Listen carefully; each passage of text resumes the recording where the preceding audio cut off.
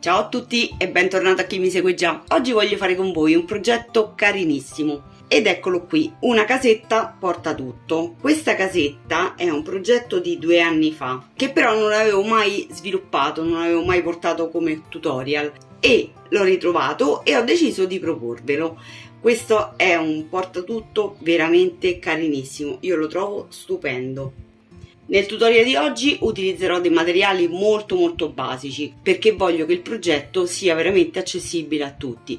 Poi eventuali decorazioni, la porta, la finestra, quelle lì potete farle tranquillamente da voi e senza bisogno di allungare ulteriormente appunto il tutorial. Quello che mi interessa è che la struttura sia veramente fatta bene. Io lo trovo un progetto veramente stupendo. Quindi un portatutto completamente lavabile, potete metterci dentro dal pane agli oggetti di cucito, ai trucchi, insomma quello che volete voi, e soprattutto il cartamodello sarà facilissimo farlo, infatti lo realizzeremo insieme. Bene, dunque io direi di metterci al lavoro, ma prima vi ricordo sempre di iscrivervi al canale se non lo avete già fatto e di attivare la campanella per restare aggiornati sulle prossime uscite dei nuovi tutorial. Quindi buona creatività a tutti! Dunque, per realizzare questo progetto noi avremo bisogno di 2 stoffe, una per la base e una per il tetto.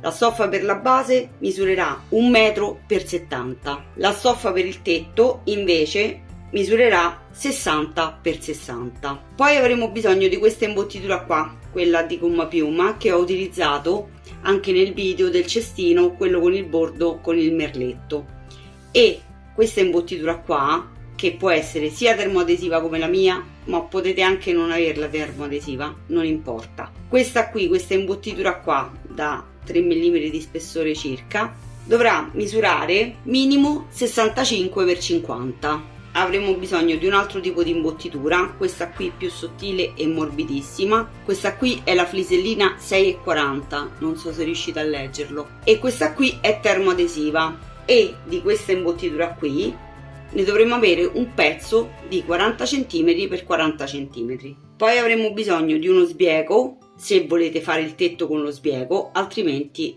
non vi serve. Se volete impiegare lo sbiego però ne dovremo avere almeno 1,5 m del nastrino, e il nostro nastrino dovrà essere lungo 1,5 m circa. Poi avremo bisogno di 2 palline di legno, queste qui misurano 2 cm di diametro. E poi avremo bisogno di 2 bottoni decorativi, potete usarli plastica, legno, in madreperla, come volete voi. L'importante è che siano abbinati alle stoffe che utilizzerete appunto per questo progetto. E poi avremo bisogno di un bastoncino, in questo caso il mio è lungo 30 cm con un diametro di 0,8 cm, quindi un po' meno di 1 centimetro.